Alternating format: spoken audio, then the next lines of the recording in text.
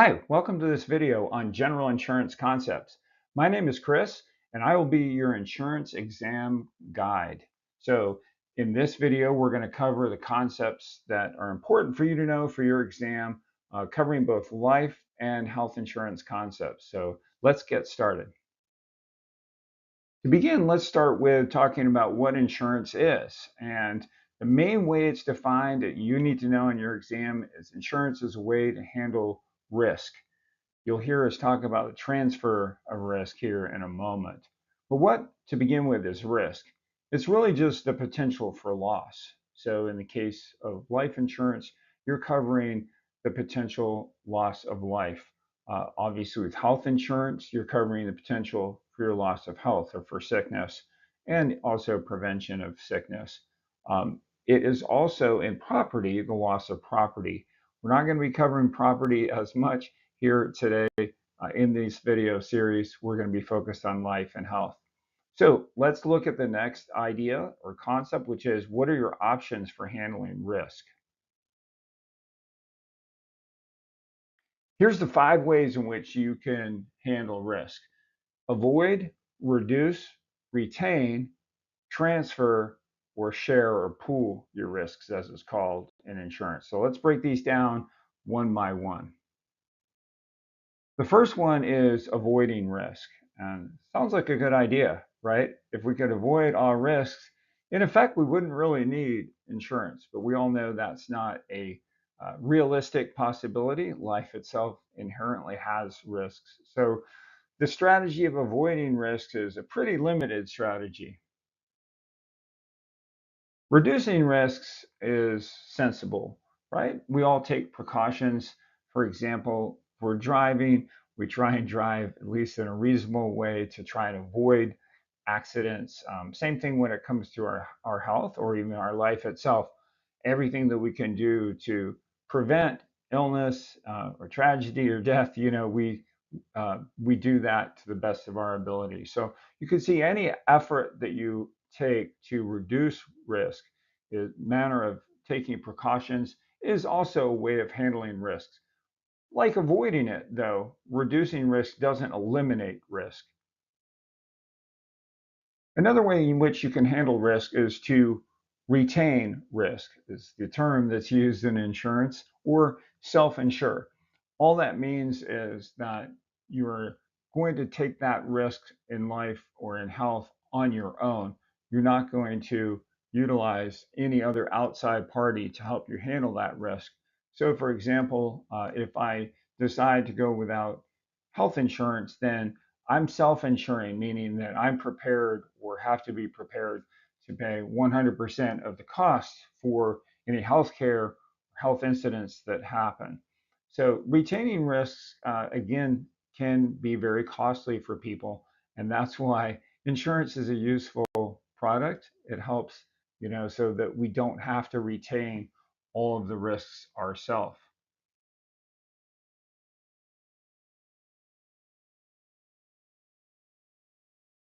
So finally, we get to the strategy that is the core or lifeblood of insurance, and that's called transferring risk. You need to know this on the test.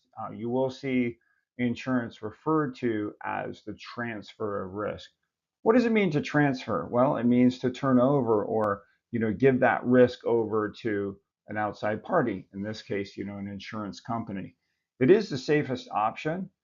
The insurance company, in this case, when you transfer the risk, is going to cover at least a portion or even all of that risk that you have in your life. So again, going back to like a health insurance situation, we transfer that risk to the insurance company so that if I have some kind of catastrophic health event, I don't go bankrupt, right? If I have a $100,000 operation, I'm covered and I don't have to pay that $100,000 just on my own.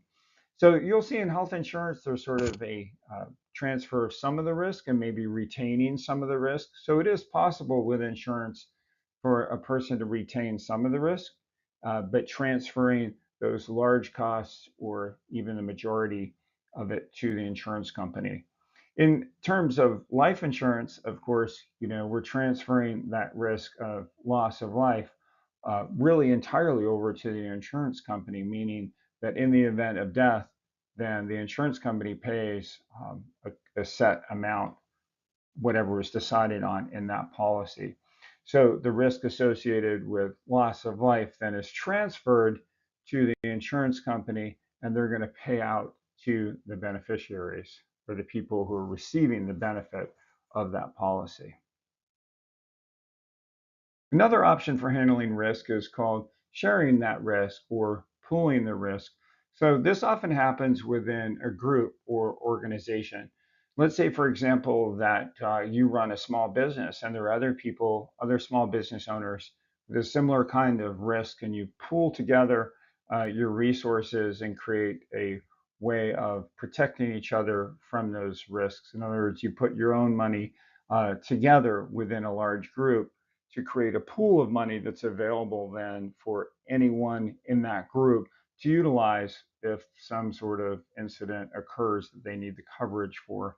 Another example of this would be there are some church organizations who offer to those church members to pool their money together to form a kind of policy to cover their health.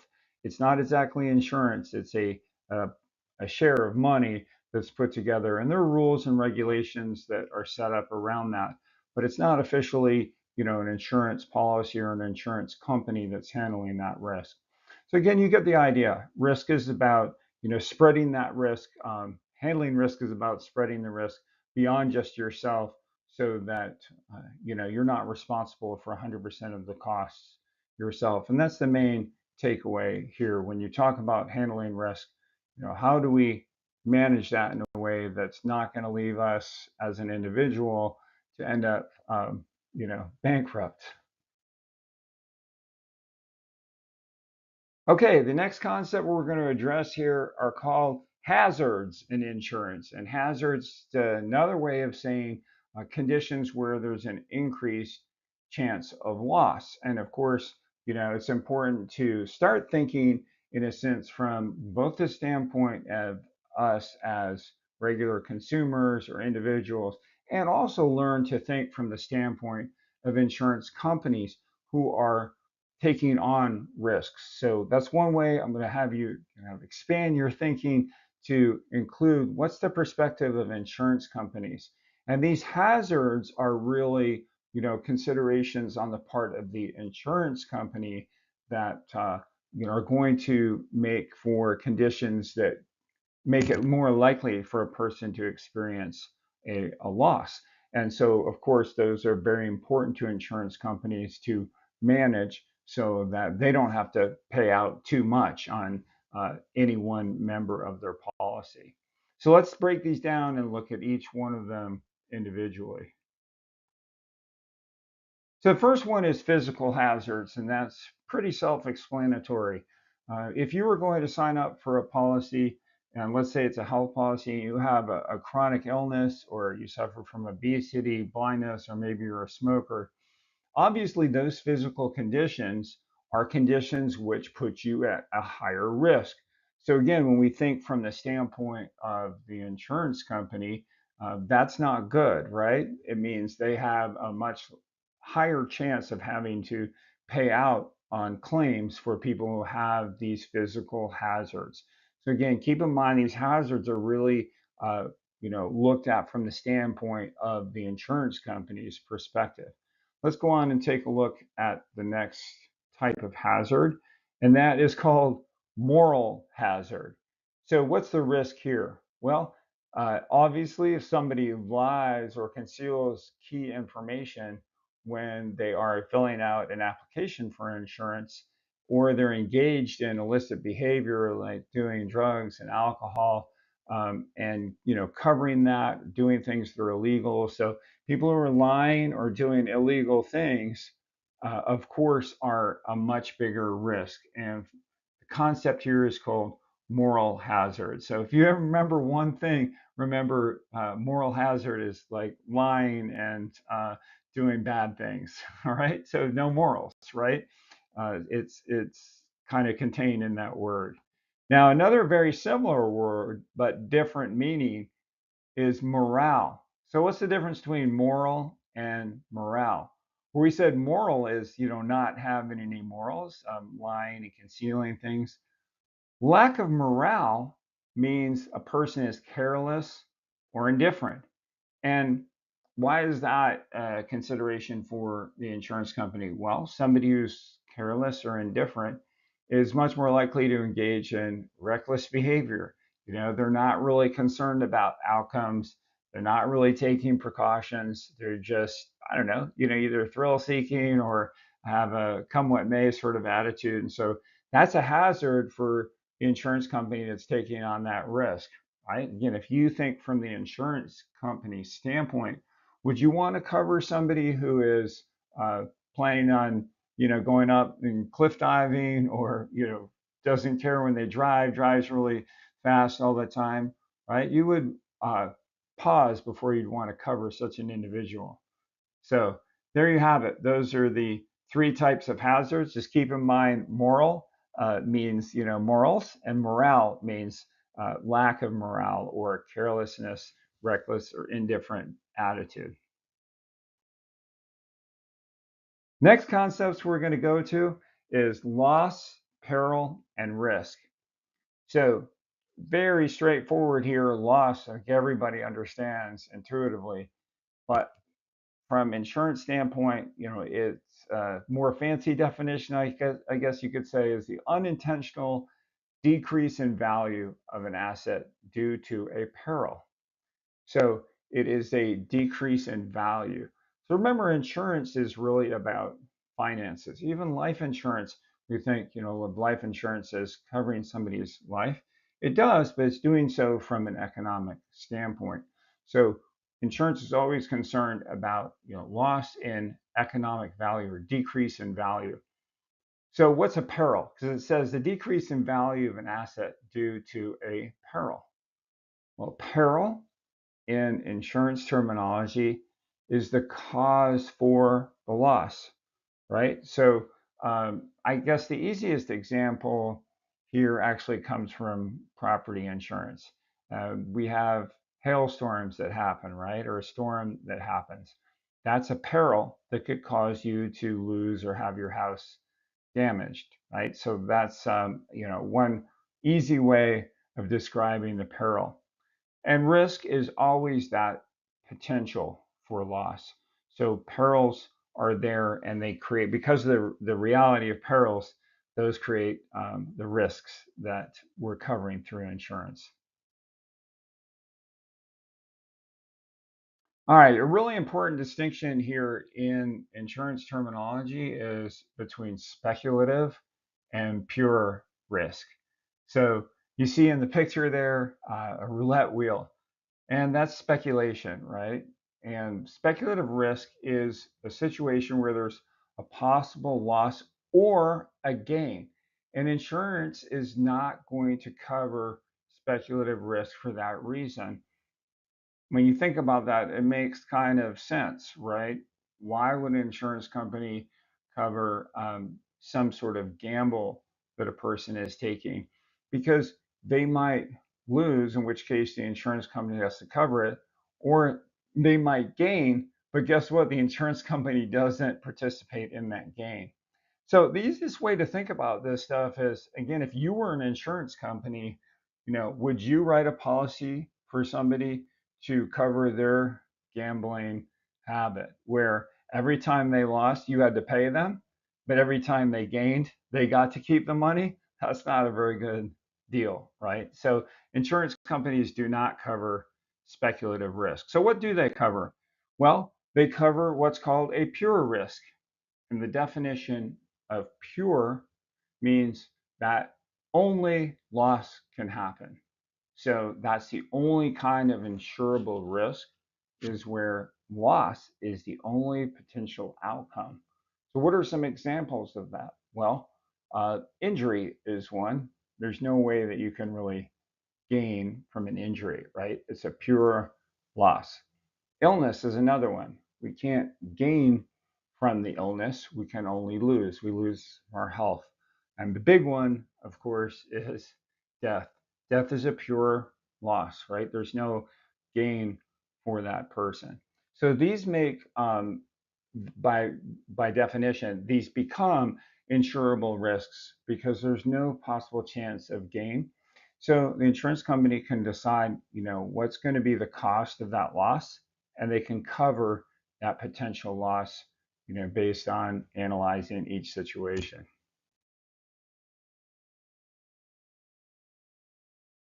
All right. So I know these are a lot of concepts, and the best thing to think of is you have to review these several times. So don't worry if it feels like a lot. It is. It'll all begin to sink in. You can watch this video multiple times. Let's talk about the elements of insurable risk. So there are some key things for a risk to make it insurable. Again, we're going to break down each one of those. So bear with me. The loss has to be due to chance. It has to be definite and measurable. It has to be predictable, not catastrophic. It's got to be large in number or common, and randomly selected. So some easy terms in there, some maybe slightly confusing ones, but we're going to go through each one and make sure we break them down, they become clear. So first off is that the loss has to be due to chance. And that means that it was outside the control of an insured person. So this is really important. I guess, one of the things that you could use as an example, it's not a very happy example, but when it comes to life insurance, the loss of your life has to be due to chance. And you'll see actually clauses in every life insurance policy that says, almost everyone that says, it's not going to cover suicide, right? Suicide would be a way, that's in the control of the insured person. And so, death has to be due to chance. So again, when you think about all of these things, think from the standpoint of the insurance company itself. Why does it need to be by chance? Because if not, they can't make good statistics for outcomes that they can cover, right? It becomes not profitable for insurance companies to cover risks that are planned or events that are planned. They have to be happening by chance to make it work out statistically where it can still stay profitable for the insurance company. Loss also has to be definite and measurable. Same kind of thinking here. Insurers are only going to cover specifics, specific events that happen at a particular time and place and amount. It's not can't be something that's like vague. It's got the loss has to be definite and measurable. So an example here would be maybe with a specific health event. If you had a heart attack or some severe uh, thing that happened, some sort of loss that happened, um, it has to be very clear when and how that happened so that the insurance company can cover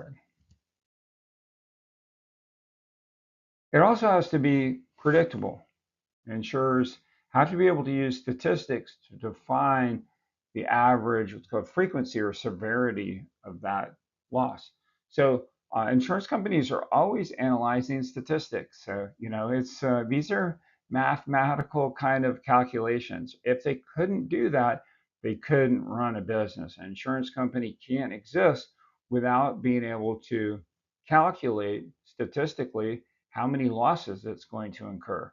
I, Again, think about it. If you were setting up an insurance company and you had no idea, how many losses that might occur, and you're taking in people's money, right? Premiums they pay for that policy, and you have no idea, how much you're going to have to spend out. That's not a sustainable business model, right? So for insurance to work for the companies and then for us as the people who benefit from the insurance, losses have to be predictable. They have to be able to do an analysis. Maybe another, example from a property insurance standpoint would be, um, they're going to look at an area in which you live and determine how many risks, how often, for example, hailstorms happen in your area, or how often do hurricanes happen in your area. And they can look at that statistically, right, and make decisions about how and if they're going to cover those risks. So predictable. Also, the loss must be not catastrophic. Now, I've just used an example of like hurricanes, that sounds pretty catastrophic, right? So uh, the insurance company has to have a way of dealing with catastrophe. Well, again, remember, we're thinking from the insurance company perspective here. What does catastrophe mean to an insurance company? Well, it really means what if there's too many claims at once? Uh, so using the hurricane example or flooding example, right? If you're an insurance company that's covering people for flooding in an area like where Katrina hit or covering for hurricanes in Florida, you're at risk for having to cover catastrophic amount of claims all at once.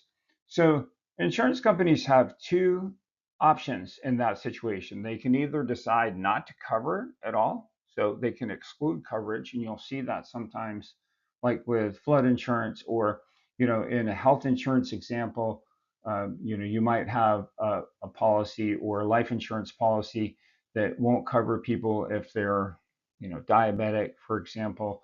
So, they're going to maybe exclude certain uh, things that they cover. That's one way of not having too many losses at once.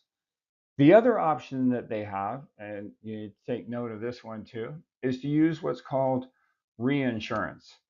And reinsurance simply means the insurance company buying an insurance policy. That sounds kind of different, doesn't it? Reinsurance is an insurance company taking out a policy for itself to cover in the case that it has a situation like that. Again, a good example is a hurricane. Use some sort of huge event that's going to cause a lot of claims and literally could make that insurance company go bankrupt if they weren't covered. So they buy their own policy from another insurance company that covers them. So it's almost like two layers of coverage, right? So reinsurance is the insurance company transferring risk to another insurance company to protect them from catastrophic situations or situations where there's, a huge amount of claims all at once.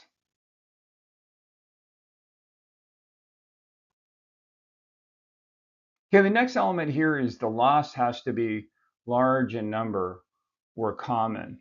And this is an important concept for you to know. You will see this, for sure uh, on the exam. There is called the law of large numbers. So make a note of that. The law of large numbers. There have to be enough things in common with the insured to make a big enough pool of what are called homogeneous exposure units. I know that's not language you see every day, right? It simply means people with similar risks. Here's an example. Let's take a life insurance example. When you look at any given age group, let's say a 30-year-old male or a 30-year-old female, you can look at statistics, right, and see what's the chances of them, you know, uh, for them to lose their life. And there are similar statistics. And if you have enough of them that you're covering, then that large number makes it possible for you to predict for those statistics to work out. So let's take an example. Let's say I'm writing, again, I'm an insurance company. I started an insurance company and I decide to cover, people for life insurance. And what happens if I only signed up like 10 people? I only have 10 people in my insurance plan. That's not a very large number. So I might have all the statistics for where they live and what age they are to predict, how many people that age are likely to die prematurely, at age 30. But if I only have 10 people, who knows, right? I might get really unlucky, and four of my 10 people who are members of my insurance company um, die all within the same year. Now I've got a very high claim, to pay out. So statistically, the way statistics work is unless I have a large number of people, it's really hard to make those numbers work out in a way that I can predict and I can manage. So here's what you need to take away.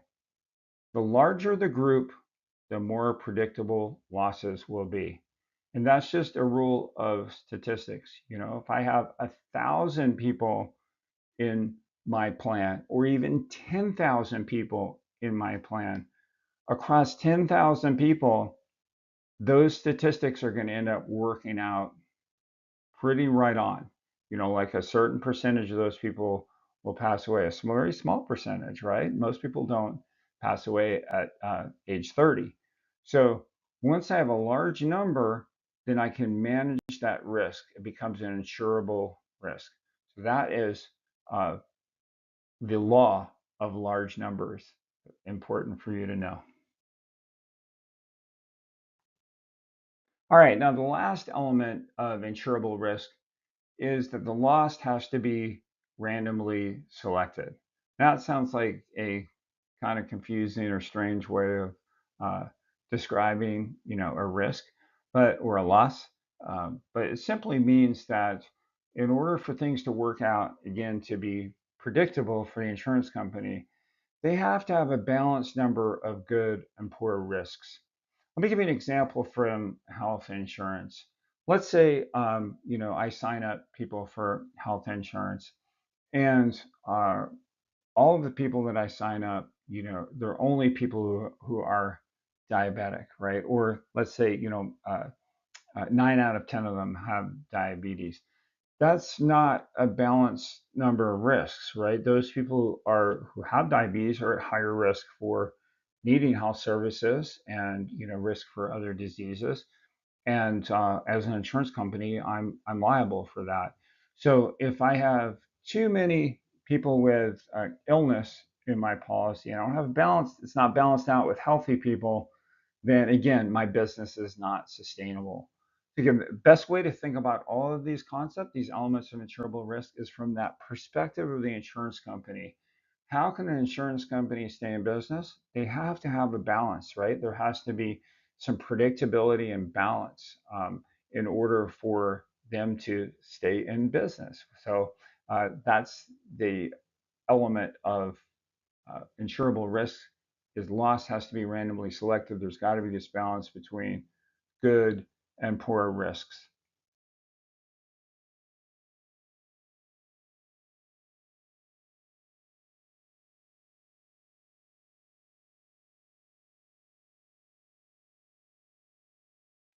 Speaking of managing risk, there is a concept called adverse selection. You kind of think of this as the opposite of what we just talked about in terms of random selection.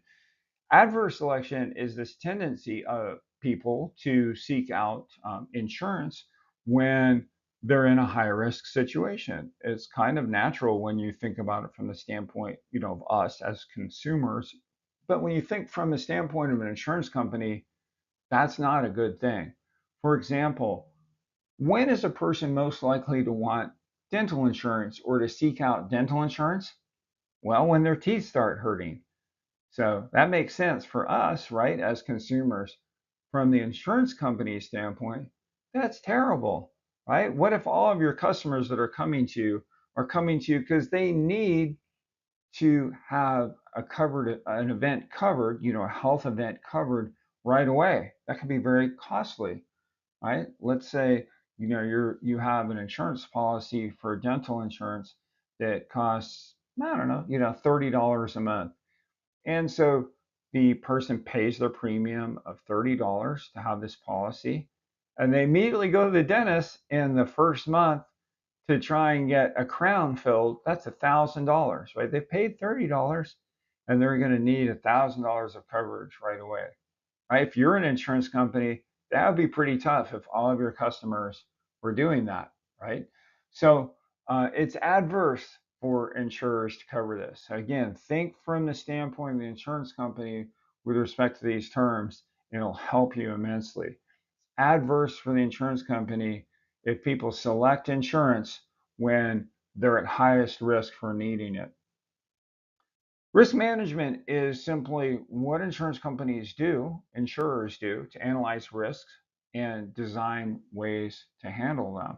So they have to figure out, how do we offer this policy without people coming in that situation. We'll talk more about that later in other videos about some of the strategies, the plans, how insurance companies actually do that risk management in further sessions. And now we're ready to move on to insurance contracts. So, insurance contracts, insurance is a business, and these contracts are legal contracts. So they have specific requirements to them, and you're responsible for knowing those on your exam. So there's got to be four elements in every insurance contract. Those are consideration, legal purpose, offer and acceptance, and competent parties. And you guessed it, we're going to break it down, cover each one of those individually. So let's start with consideration. So this term, consideration, means there is an exchange of value. Both parties, meaning the insurer, insurance company, and the insured, so that's us, right? Consumers or clients, people who are seeking insurance, both have to bring something to the table. That's true in every contract. That's not hard to remember. The insurer promises to pay covered loss that's defined in the policy, and the insured offers an application for a policy and premium payment. So you're going to know this, need to know this on the test.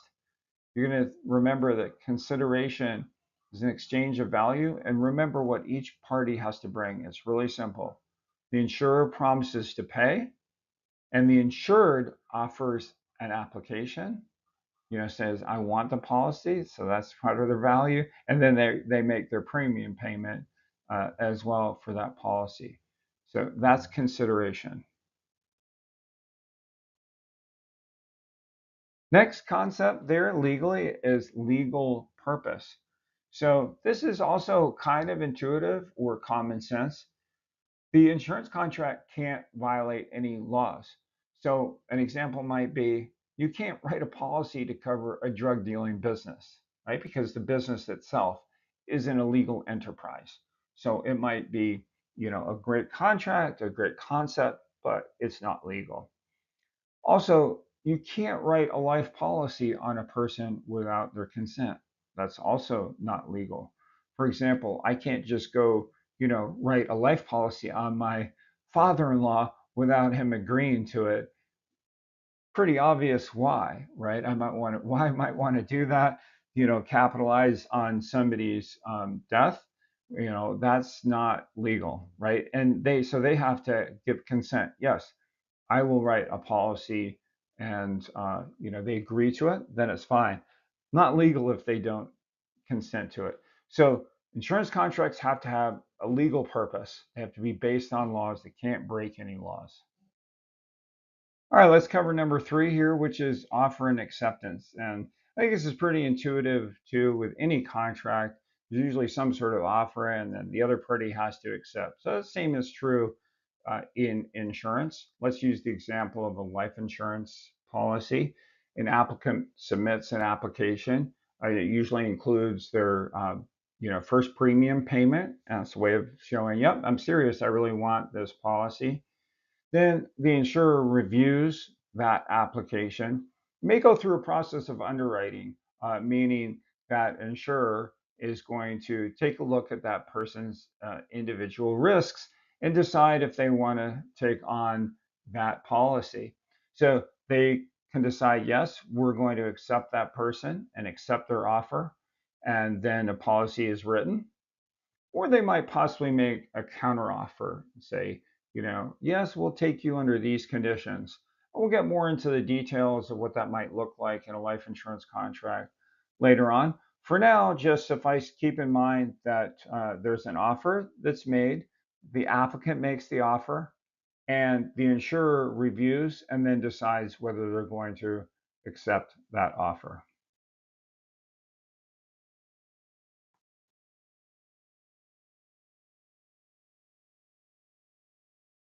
Fourth, the insurance contract has to be made between competent parties.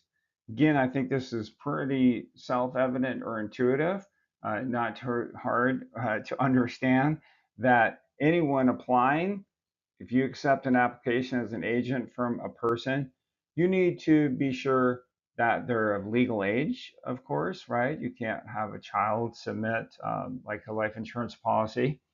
And then, secondly, you have to also assure that they're of sound mind.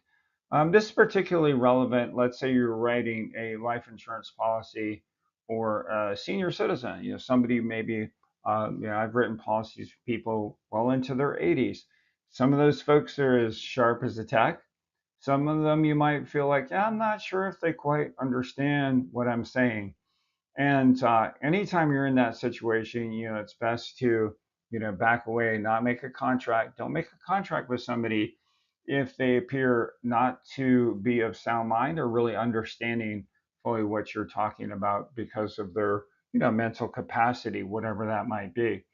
Another situation that diminishes mental capacity, if somebody's had a lot to drink, or maybe they seem like they're on pain pills or both, and they're very fuzzy and not clear about what you're saying, don't want to write an insurance contract in those sorts of situations for obvious reasons, right? So we only want to write insurance contracts when people appear of sound mind, they're competent, and they know what they're doing.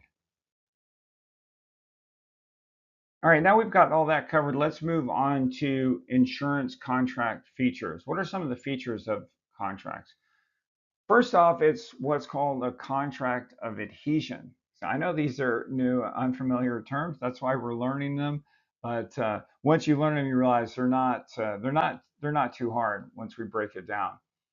Adhesion simply means that it is the insurance company who is the only author of that contract. So when it comes to insurance contract, you don't sit down together with the insurer and write it up. They write the contract. You, as the insured or the consumer, has to stick to it. That's how I remember it's called adhesion.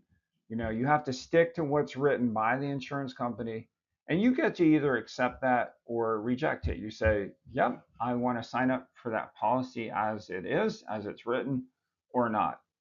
Um, Keep in mind that if there's anything unclear later on in the contract that you didn't understand, usually if there's any kind of legal dispute and you feel like you've been unfairly treated, courts tend to favor the insured in this situation for that very reason that the insurer or the insurance company was the one who wrote it. So if they wrote something that was confusing to you, it's not usually considered to be your fault if anyone who's reasonable could see, yeah, that looks kind of confusing.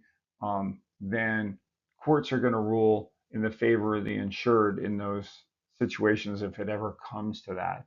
So all you got to remember here, contract of adhesion, it's the insurance company who writes it. The consumer has to stick to what the insurance company has written. All right. Next concept here is insurance contracts are what are called an aleatory contract. And I, think that's an unusual term. We don't use that language in everyday life. And the way to remember it, it simply means it's an unequal exchange to cover the chance of loss. The best and easiest example here would be a life insurance policy. Let's say you make an offer for an life insurance policy. The insurance company accepts that offer, writes that policy. Now you're covered, and it's $100,000 death benefit, and you've made your first premium payment, which is $50 a month. You paid that premium, you're covered for that amount. And as fates would have it, let's say, a terrible event happens and that causes you to lose your life, then that payment of $100,000 has to be paid to your beneficiaries. Aleatory means that was not an equal exchange, right? You've only paid $50 in that case, and the insurance company is on the hook to pay the full $100,000, uh, even though they've only received 50. That's a pretty unequal exchange, but it's how it works. That's the whole idea, whole reason why people want insurance is that it is aleatory. So that's all you got to remember here. Aleatory means unequal exchange. Insurance companies pay, generally a lot more than what they receive from any one single person. So aleatory, you pay a little, you get a lot. And just to tie that back to what we said before, how can an insurance company do that? Remember that law of large numbers. They got $50 from you, but what if they sold 10,000 policies? Then they have enough to cover that death benefit for that one person, right? So it all works out with large numbers. That's how insurance works.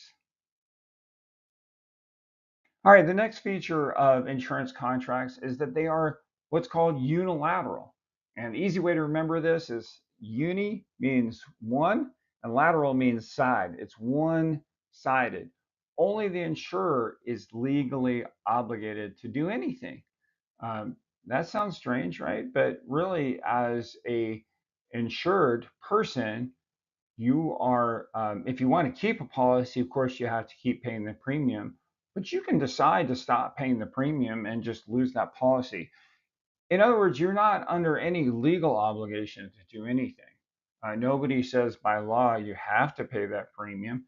If you don't, uh, you're not going to be able to keep the policy. But the insurance company can't sue you and say, hey, he didn't pay his premium.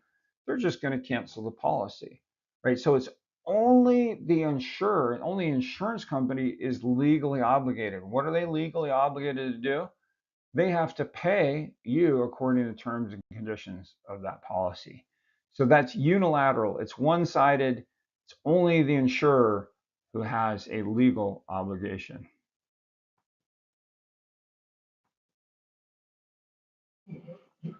The next feature of an insurance contract is that it's a conditional contract.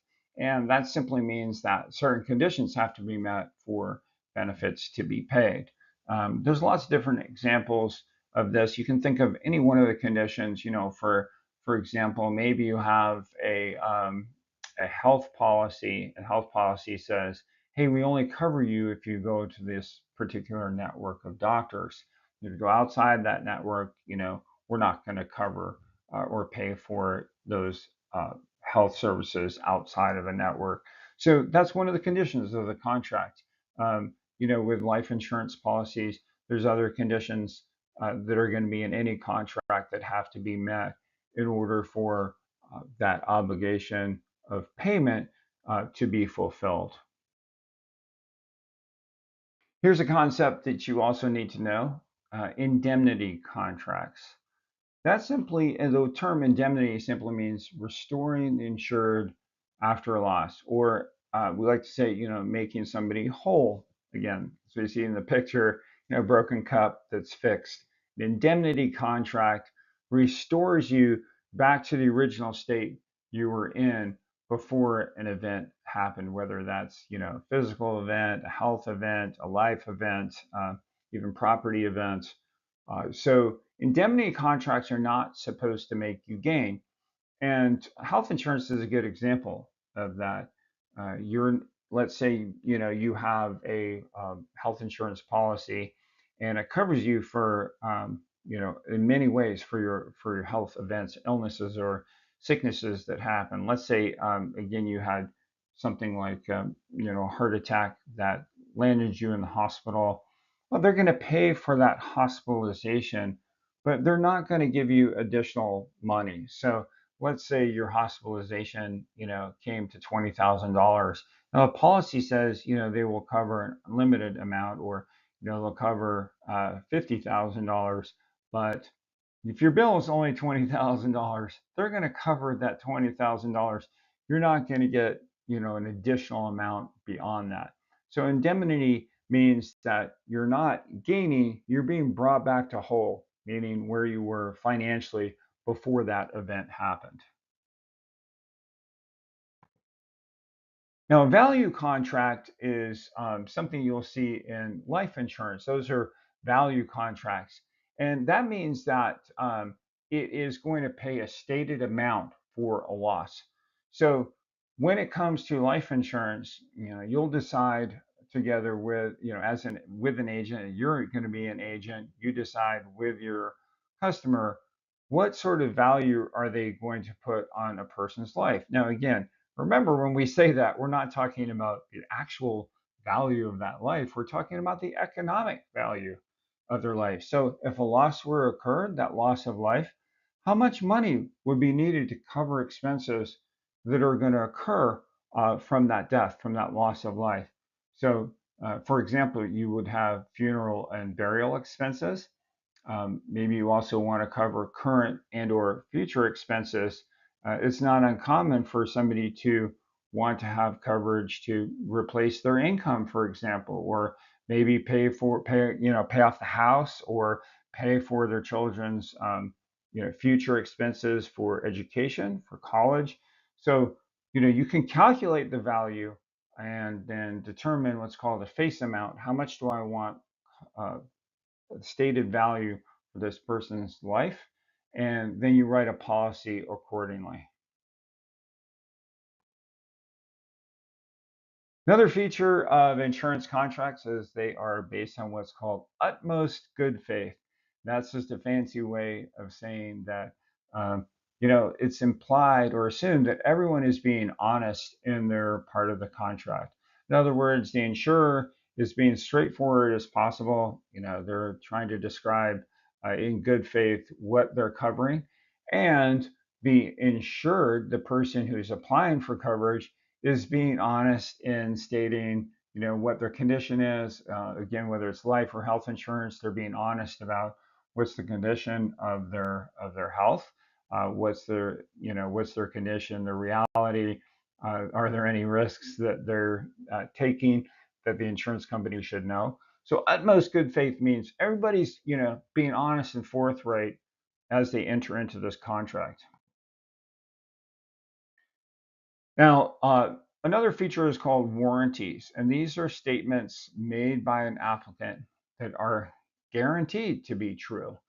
So they're not vague. They're very explicit things. Usually, they're straightforward example of that would be you write down your actual name, your date of birth.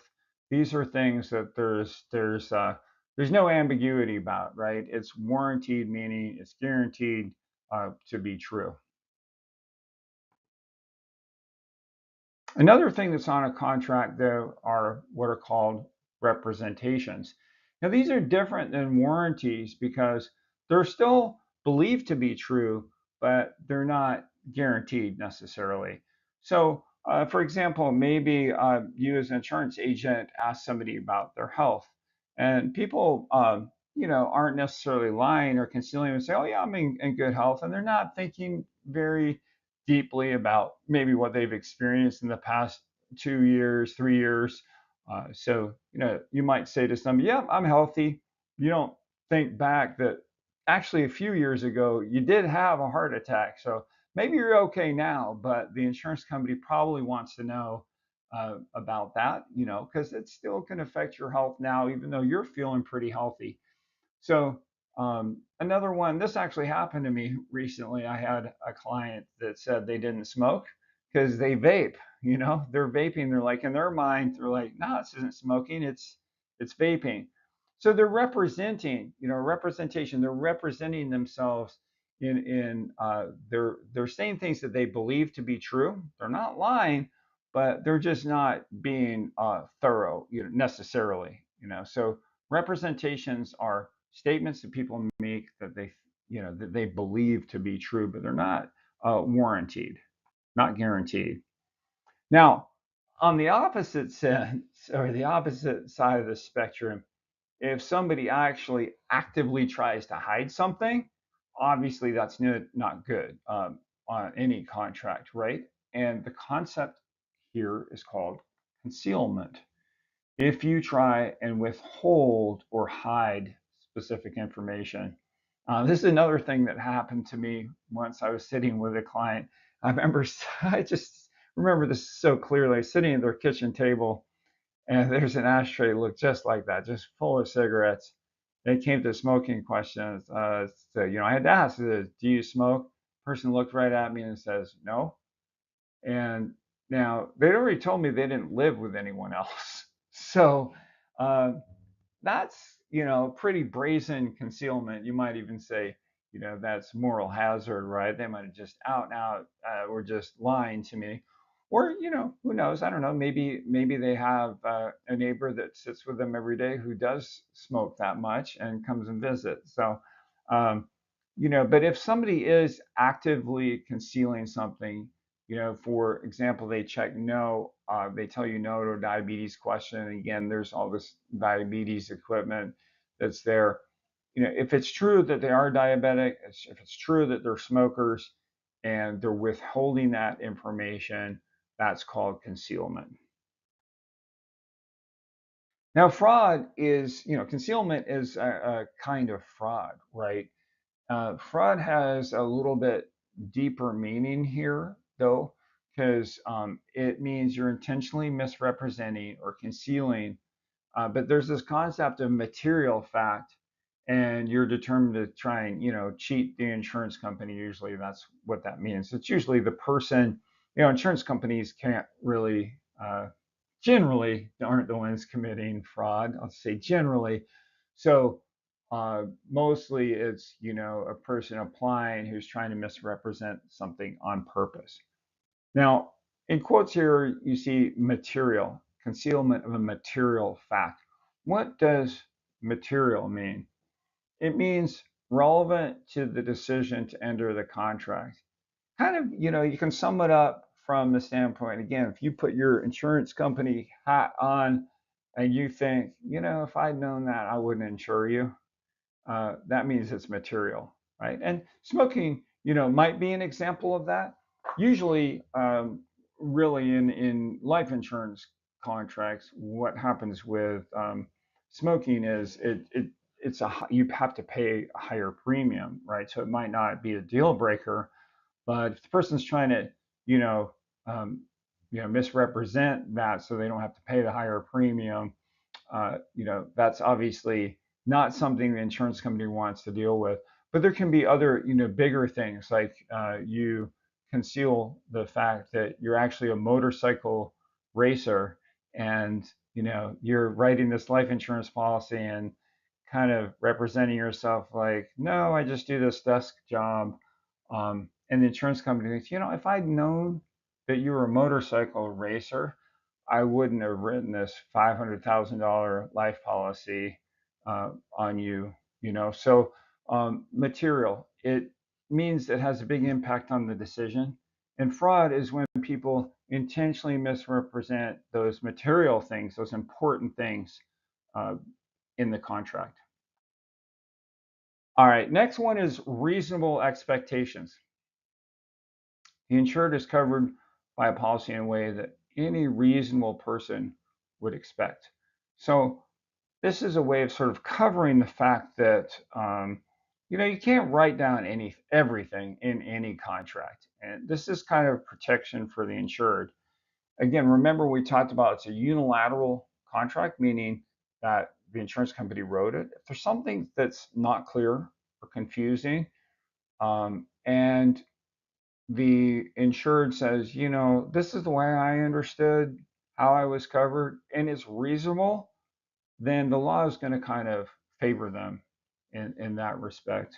So this is reasonable expectation simply means that, you know, if any reasonable person would expect, like a life insurance policy, it's going to cover them in the case of death. That's pretty reasonable, right?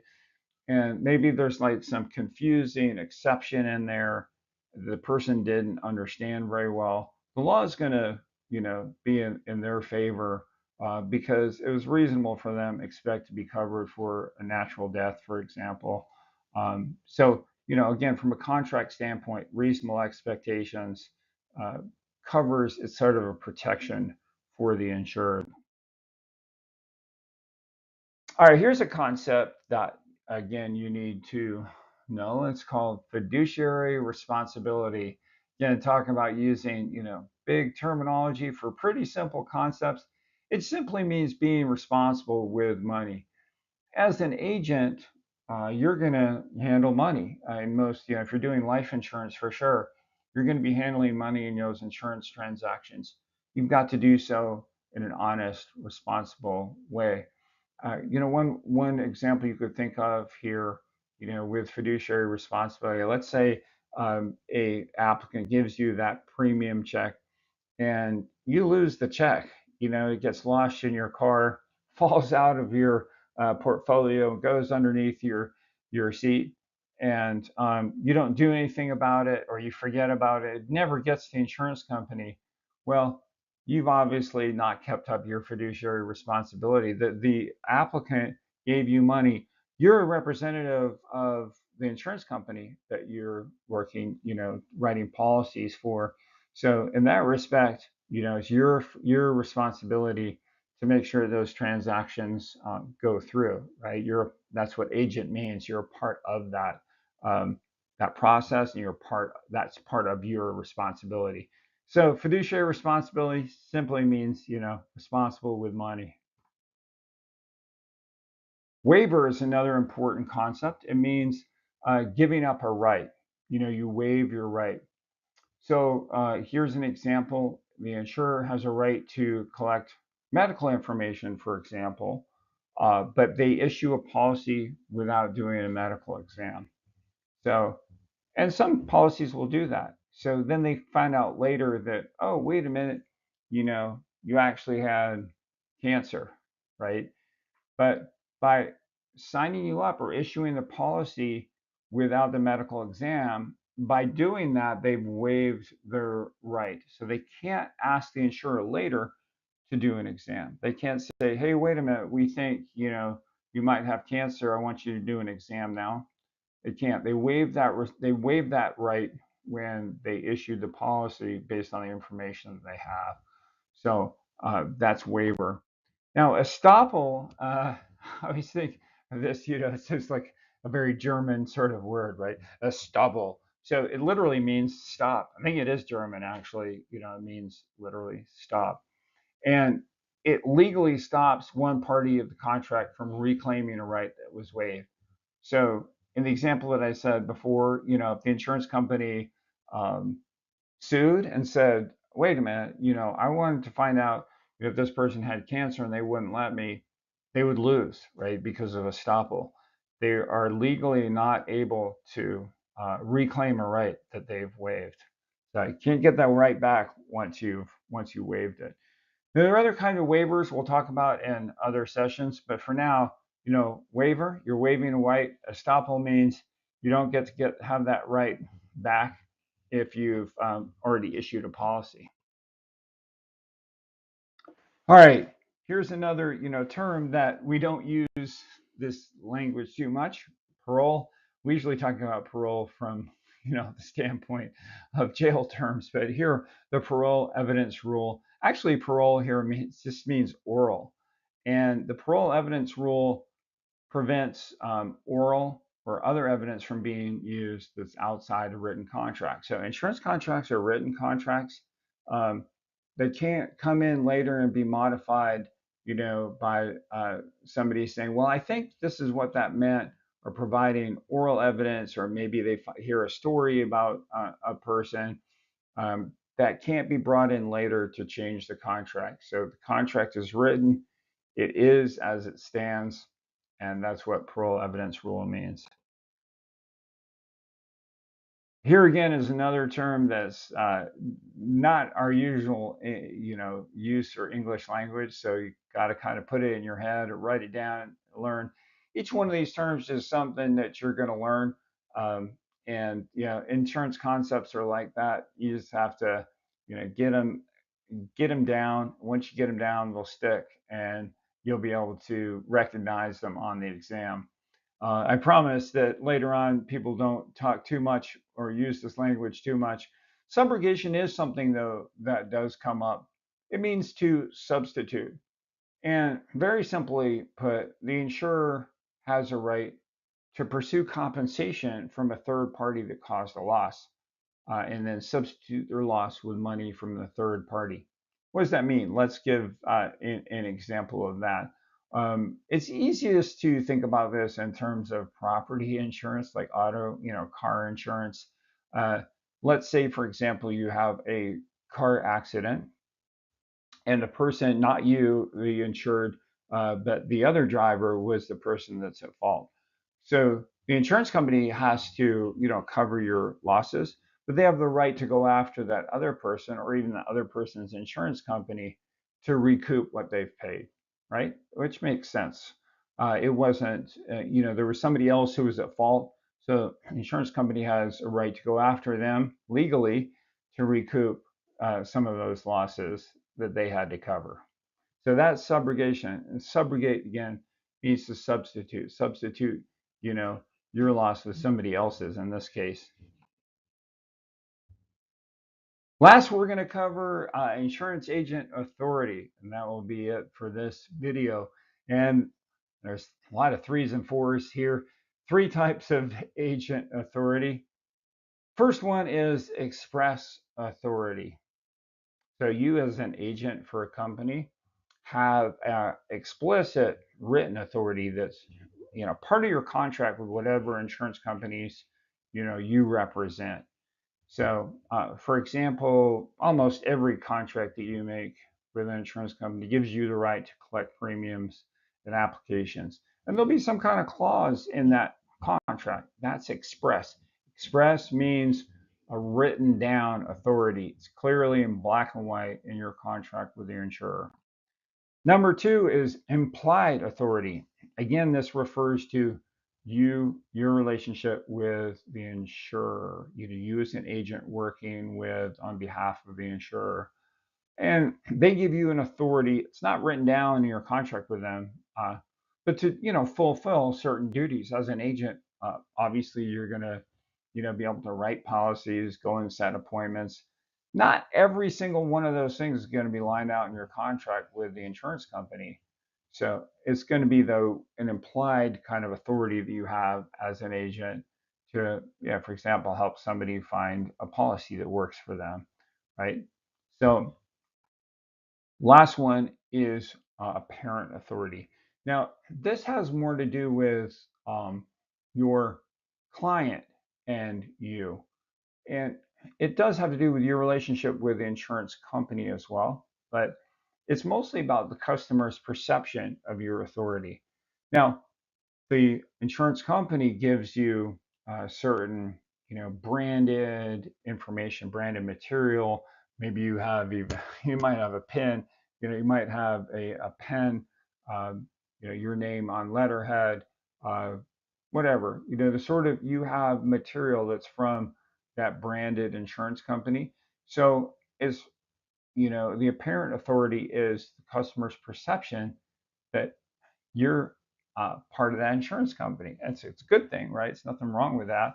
But just understand apparent authority means the customer's perception. You have authority based on material that you have that's branded, and the fact that you showed up, at their door representing a company, writing a policy for a company. So going back to sort of that fiduciary responsibility, they might have, part of apparent authority is, I can give you this check. And that's like giving the check to the insurance company. So that's apparent authority. All right, there we have it. We've gotten through all of our general insurance concepts. Might seem like a lot. We spent an hour together. And after you've reviewed and gone through those, I'm confident you can get them firmly planted in your mind so that you do great when you see these come up on your insurance exam. So again, I'm Chris, your insurance exam guide. Thanks for spending time here today. See you in the next video.